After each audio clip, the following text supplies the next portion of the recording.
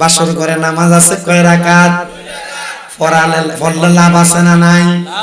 সন্তান হবে নেককার। কিন্তু যুবক, তুমি তোমার বিয়াতে ডিজে পার্টির কনসার্ট করো না, আছে না নাই? বিয়ার ভিতরে গান বাজনা আছে না নাই? গায়ে হলুদের নামে মামতো বোন, শাস্তো বোন, ফুফাতো বোন আইয়া গায়ে হলুদ লাগায়। এমন গায়ে হলুদের নামে বেহায়াপনা সোনার বাংলাদেশে আছে না না? গান বাজনা করা হারাম কাম। শাস্তো বোন, মামতো বোন, ফুফাতো বোনের চেহারা দেখা হারাম। তুমি বিয়া করবা, তোমার বিয়ার ভিতরে এমন হারাম কাম দিয়া শুরু করলা। আবার তুমি চিন্তা করো, তোমার এই গর্ভ ইয়ার পরে যে সন্তান হইব, নেক সন্তান, জিনা এমন গান বাজনা করুন না, বিয়ার পরে যে সন্তান হয়, এ সন্তান মা বাপরে বাদ দেয় না, মা বাপের কথা শুনে না। আপনারা বলেন কথাটা সত্য না মিথ্যা?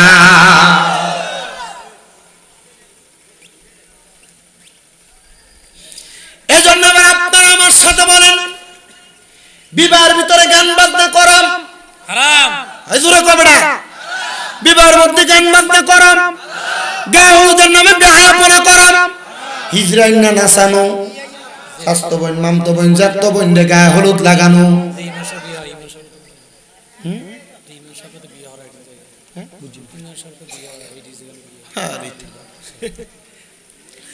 আমার বাবাজির এই জন্য এমন বেহায়াপনা হারাম কাজ থেকে আমাদেরকে বেঁচে থাকতে হবে। আমি আপনাদেরকে ওয়াজের মাঝখানে অনেকগুলো ওয়াকিয়া ছোট ছোট বিষয় ধরাইয়া দিয়ে যাচ্ছি, কষ্ট হবে আপনাদের। এ মুসলমান, এবার আমার নবীর আব্বাজান, তিনি আম্মাজান আমেনার কপাল মুবারকের মধ্যে, পেশানি মুবারকের মধ্যে একটা চুম্বন করেছেন। নবীর আম্মাজান হযরত খাজা আব্দুল্লাহর কপাল মুবারকে একটা চুম্বন করেছেন।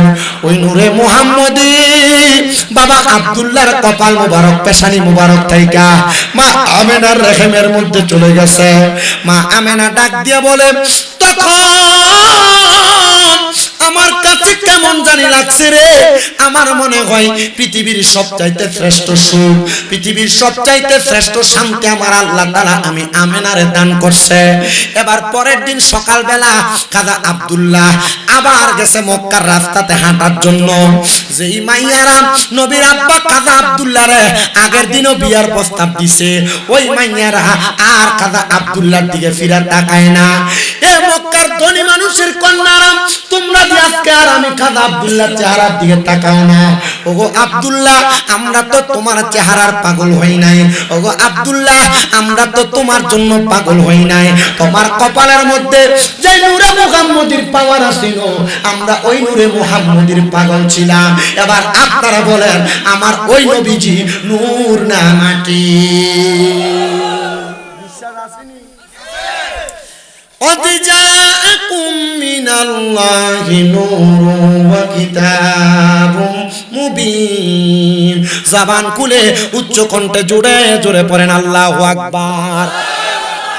কদ এই মাত্র তোমাদের নিকট আসিয়াছে আমি আল্লাহর পক্ষ থেকে একটা নূর ও কিতাবুম মুবিন, এখন একটা স্পষ্ট কিতাব। আমরা সুন্নিরা যাই তাফসীর পড়ে, তাফসীরে জালালাইন কওমি মাদ্রাসায় তাফসীরের কিতাবটা পড়ায়। মারহাবা করেন।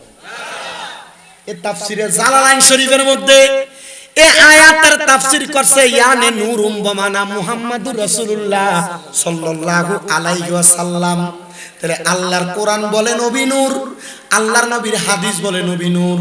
কোন মৌলবী কয় মাটি, ওই মৌলবী আমি জানি না কেমন খাঁটি, এজন্য আসে কয় ওরে আমার নবী নূরের নবী, মাটির নবী না। হায়রে আমার নবী নূরের নবী, মাটির নবী না। ওই নবীকে নিজের মতো মনে করো না, বলো না না না না, মনে করো না, বলো আমার নবী নূরের নবী, মাটির নবী না। হায়রে আমার মাটির নবী না, ওই নবীকে নিজের মতো মনে করো না। না না না না, মনে করো না। ও বন্ধু, এবার আমার ওই নূরের নবীজি যখন মা আমেনার রেখে চইলা গেল, বাবা আব্দুল্লাহ কই ও মক্কার মহিলারা এখন দি তোমরা আমার জন্য পাগল না? বলে তোমার নূরে মুহাম্মদী পেশানি তাইকা আমেনার কাছে চলে গেছে, এই জন্য আমরা তোমার পাগল না। আমি দেখলাম রে আমার এক উস্তাদ এই আলোচনা করার সময় বলে ওই দিন খাজা আব্দুল্লাহ যখন বিবাহ করছে, বিবাহ করার পরে ওই মক্কা নগরীর 300 মহিলা একসাথে তারা দুনিয়া থেকে আত্মহত্যা করছে। কারণটা কি জানো? কারণ নূরে মুহাম্মদী পাওয়ার জন্য তারা বড় পাগল পারা ছিল।